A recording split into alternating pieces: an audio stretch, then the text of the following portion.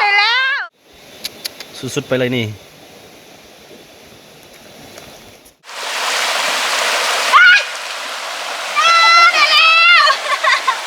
โอ้ได้สองตัวนี่เต็มฝุ่นสิมาแล้วเนาะเอาซิเมียนแล้วก็ซิกลับบ้านกันคือว่าได้กินแล้วทุกคนเนาะ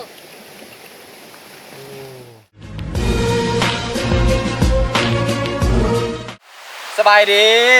ทุกคนที่กำลังติดตามมักส้มเราจะต้อนรับเข้าสู่ช่องอาคาน้อยตอนนี้เราอยู่กับช่องอาคายามีเด้อมึงอยากสิมาเฮ็ดหยังกู สิมาตึกเบ็ดเขาสิมาตกป่าอยู่ลำธารอยู่ลำห้วยแบบนี้เนาะมันจะมีคือนี่ไปเห็นบ่อน้ำคุ้นๆหน่อยหนึ่งแบบนี้มันจะมีพวกป่าพันธุ์พวกป่าคอมีอย่างออกมากินเนาะเหงื่อของเราก็คือไส้เดือนเด้อนี่ไส้เดือนเขาจะเอาขี้เถ้าไส้อะไรกับป่นไว้พี่เอาเจ้าตัวนี้แหละไปตกปลากันเนาะโอ้ตื่นเต้นขึ้นกันเดี๋ยวเขาชี้แข่งกับสักคู่แบบผู้ใดชี้ได้หลายกว่าเนาะเดี๋ยวลุ้นน้ำกันเด้ออันนี้จะเป็นปลาด้วยว่าอยู่ในน้ำห้วยเนาะอยู่ในลำธารแบบนี้นะมันจะป่าค่อนข้างสะอาดเลยเพราะว่ามันน้ำห้วยตัวนี้มันออกมาจากมันก็ปลาข้ามเนาะสักคู่เนาะเดี๋ยวเป็นธรรมชาติล้วนๆเลยเพราะฉะนั้นเนื้อปลาของมันจะมีรสชาติแซ่บๆอร่อยนี่สักคู่เนาะเดี๋ยวลุ้นไปน้ำกันว่าผู้ใดจะได้หลายกว่าเนาะผู้ใดเข้ามาใหม่ก็อย่าลืมเนาะกดไลค์กดติดตามช่องอาคายามีแดนเนาะตามหน้าจอเด้อทุกคนเด้อไป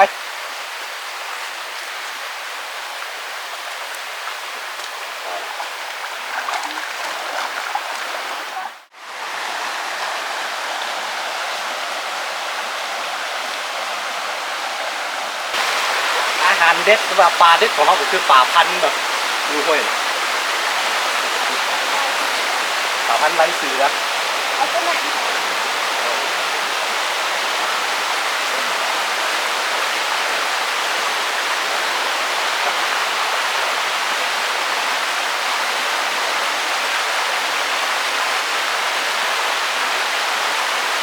วิธีกันใส่ก็คือเป็ดของเราน้อยๆหนึ่งเพราะว่าปลาอยู่พี่มันจะเป็นปลาน้ำห้วยปลาลำธารเลยไม่ได้มีปลาตัวใหญ่ๆเอาแถวว่าครับ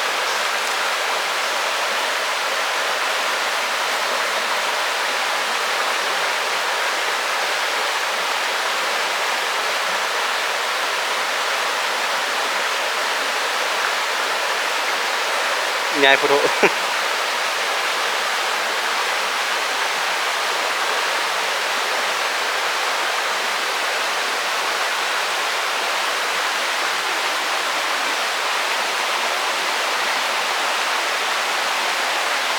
ลอง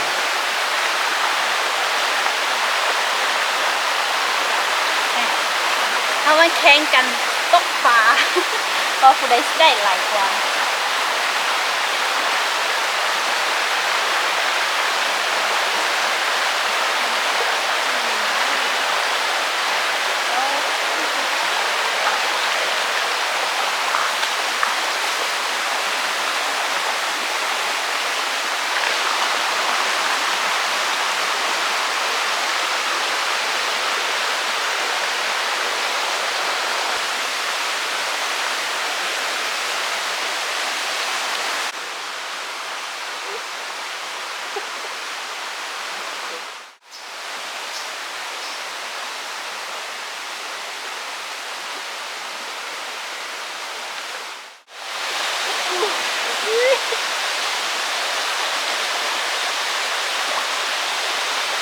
ปูยังมากินเลยทุกคนเห็นปะ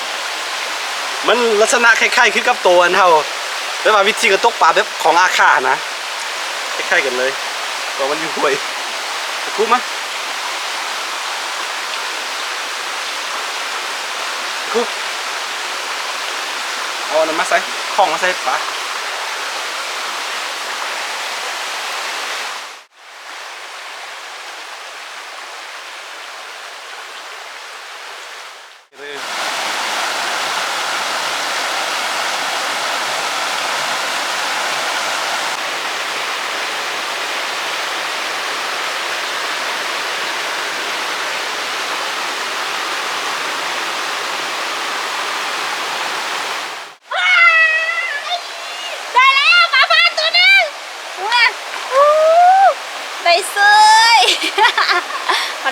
แล้วเด้ออันนี้จะเป็นปลาพันธุ์ลายเสือเด้อโอ้แซ่บที่สุด ไม่อยากไปอ่ะ ปลาพันธุ์ใหญ่เลยตัวใหญ่ ป่าพันธุ์ลายเสือ นี่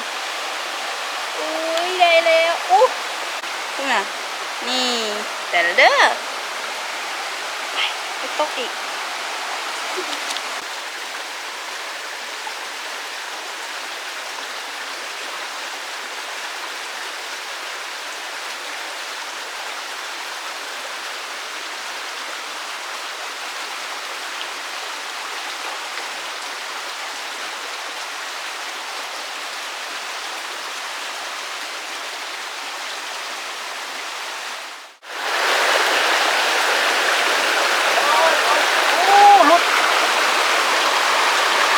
ลุดตลอด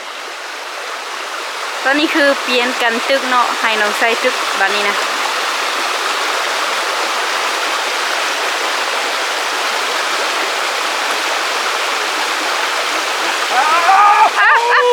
ได้บ่โอ้ไม่ยัง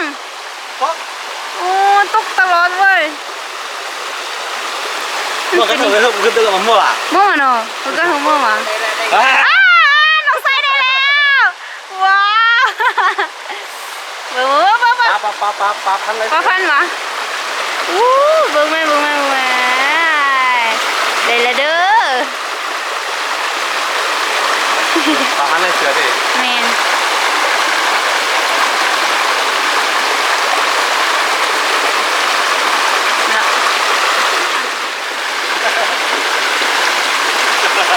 ได้แต่ปู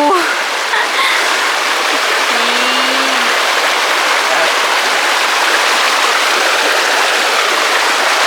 มึงก็เถอะเสียเนี่ย ตัวเสือ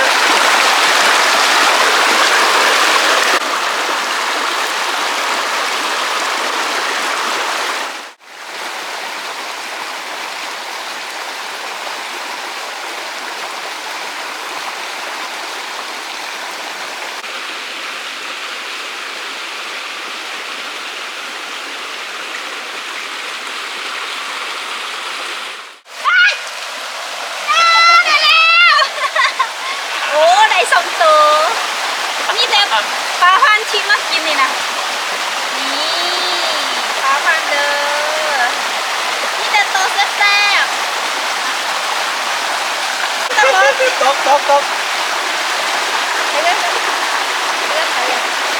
Đang ra đâu? ไปแล้ววัดเดี๋ยวหลับโอ้คนนี้ดีเสียดายชุด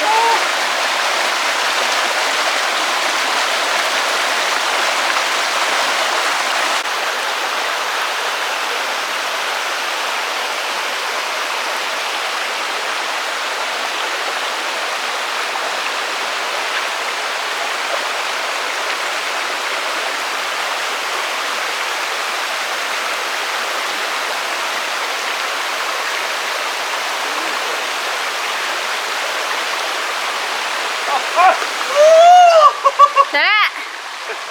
ตกตลอด Tốc tao lọt với มันตกตลอดเลย Bà đẩy chắc มัน tổ ลุดตลอด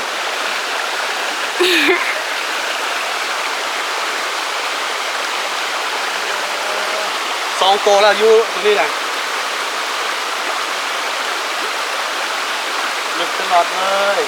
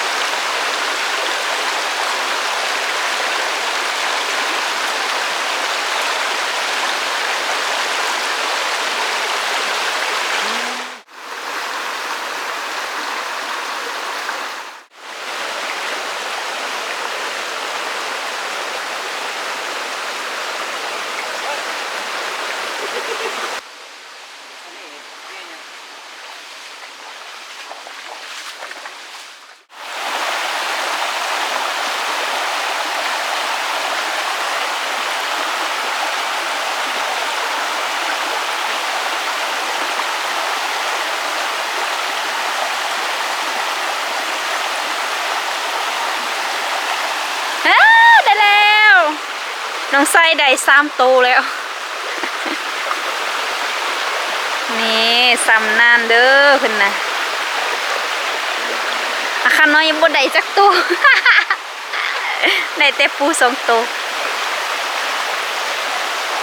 เอ้ยสนุกละ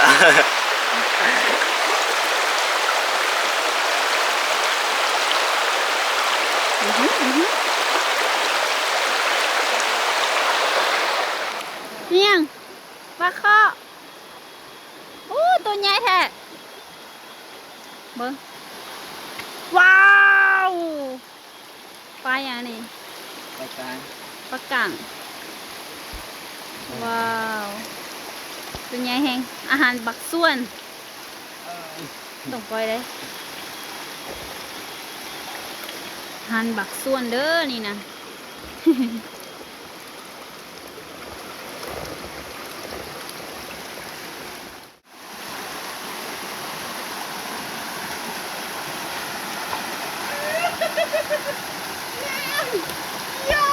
ปลาอย่าง ป่าพันธุ์ตำเคยเห็นป่ะกระทุ ว้าวไม่ต้องให้ตกอีกได้หันว้าวปลาพันธุ์อีกแล้วเด้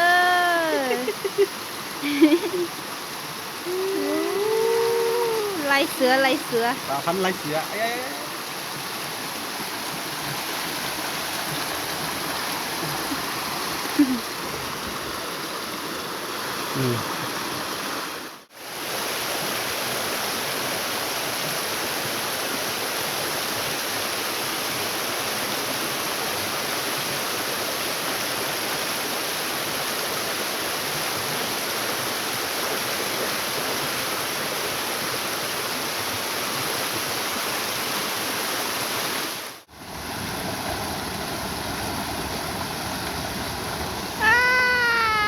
ได้แล้วปลาพันธุ์อีกแล้ว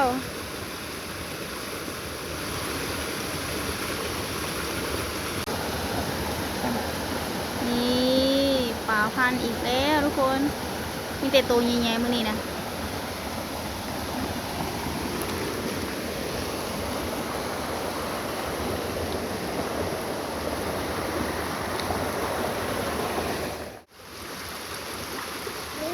ว้าได้เซย เอาอันนี้ปลา ปลาพันธุ์อ่ะ ปลาพันธุ์ใหญ่สุด ปลาก้าง โอ้ยอาหารบักส่วน อาหารหมึกส่วน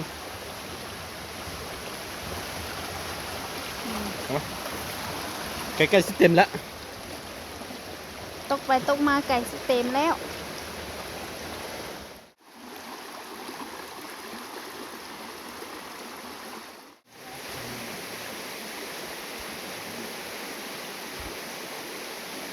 ว้าว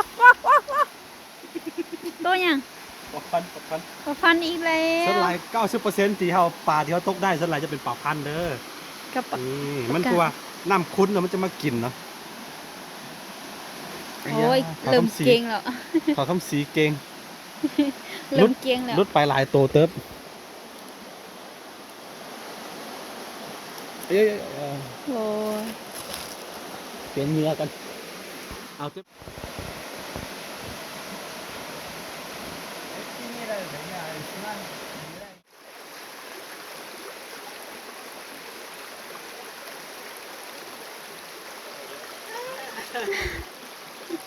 ตกตลอดวันนี้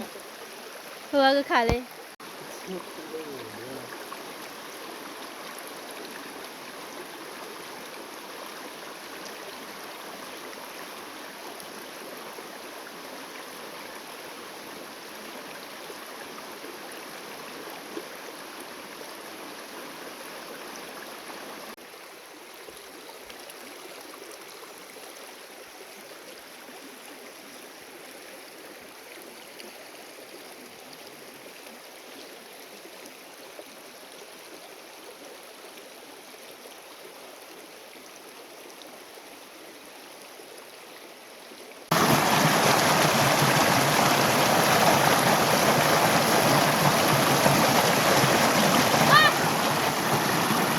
โ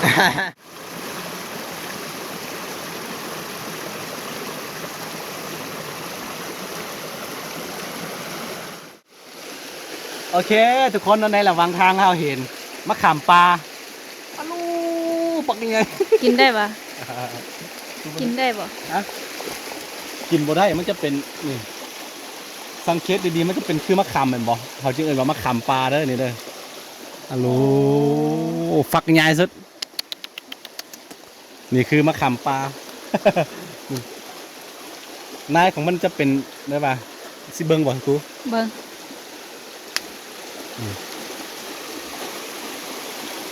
มะขามปลา อ๋ออยู่อายุคุเลย นี่ เคยลิ้นได้นี่ตอนหน่อย เคยลิ้น แกะออกมาข้างในจะเป็นแบบนี้ โอ้ อันนี้ยังบ่แกะถ้าว่าแกะนี่แข็ง แล้วก็มันจะดำๆเลยนะ ๆดำๆเลื่อม เอ๊ะเขาลิ้นกันเนี่ยนี่เขาเอิ่นจะได้ฮู้ เห็นป่ะ คือมักแหล่นะเขาลิ้น มะขามปลาฟักมะขามโอเคได้ปลาหลายพอสมควรได้เสียให้เบิ้งผลงานของเราเด้อไปดูโอเคทุกคนตอนนี้เราเสียให้เบิ้งผลงานของเราครูเนาะโอ้ ลายแหง โห amazing ทำมึงเด้อเอากล้องลงไหมเอาเฮ้ยทองเลยเอาปูยังปะแล้วก็ยังมีถุงยางกันด้วยอ๋อแม่นละเนาะนี่ดูไว้อะโถ โอ้สะออนตัวนี้ ปลาเนี่ย สะออนนี่นะ ปลาตัวนี้ปลาน้ำห้วยที่แซ่บที่สุดว่ากันว่าปลาพันธุ์เนาะปลาพันธุ์ไร้เสือเป็นปลาที่แซ่บที่สุดในลำธารที่ดอยเด้ โอ้ อ เบิ่งไหมปลาโท แล้วลุดไปบักละลายเนาะ แมนตกได้แล้วก็มันออกไปเลยนะ โอ้เอามาประมาณ2 ชั่วโมงลุดไปหลายสุดนี่ปลาคอ แล้วนี่ได้แต่ตัวเดียว ปลากังเอ้ยปลากังต้องใส่ปลากังต้องใส่ปลาคอโอ้ได้หลายเด้อทุกคนเบิ่งวิสุดๆไปเลยโอ้โถโอ้ยสะอ่อนสุดพี่น้องเอ้ยเห็นป่ะสุดๆไปเลยนี่โอ้เฮ้ยสักครู่ตัวนี้เนาะเขาจะไปมกกินติดตามซองสักครู่ว่าสิเฮ็ดเมนูมาอย่างตัวนี้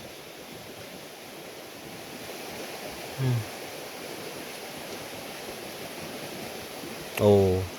เคตอนนี้ก็ฝุ่นสิมาแล้วเนาะเอาซิเมียนแล้วก็สิกลับบ้านกันคือว่าได้กินแล้วทุกคนเนาะ เติบ โอ้สุดๆไปเลย อู้ตัวเดียวก็อิ่มเลย เรียกว่ามันเป็นปลาที่แซ่บที่สุดเลย แซ่บเรากินแบ เดี๋ยว บ ไปติดตามทางอันซองอาคายามิเอาเด้อโอเคถือว่ามื้อนี้ครับพา FC ทั้งหลายเนาะมาตกเบ็ดตกปลาอยู่ภูอยู่ดอยแบบนี้เนาะเรียกว่าอยู่ลำธารอยู่ห้วยนะส่วนใหญ่ก็จะได้ 90% จะได้ปลาพันธุ์ไร้เสือหลายกว่าเนาะนี่คือการหาอยู่หากินตอนนี้ฝนมาแล้วทุกคนติดตามคลิปต่อๆของเราไปเรื่อยๆเนาะทางซองอาคายามิแดแล้วก็ซองอาคาน้อยแดเนาะเดี๋ยวเจอกันในคลิปหน้าทุกคนเนาะสบายดี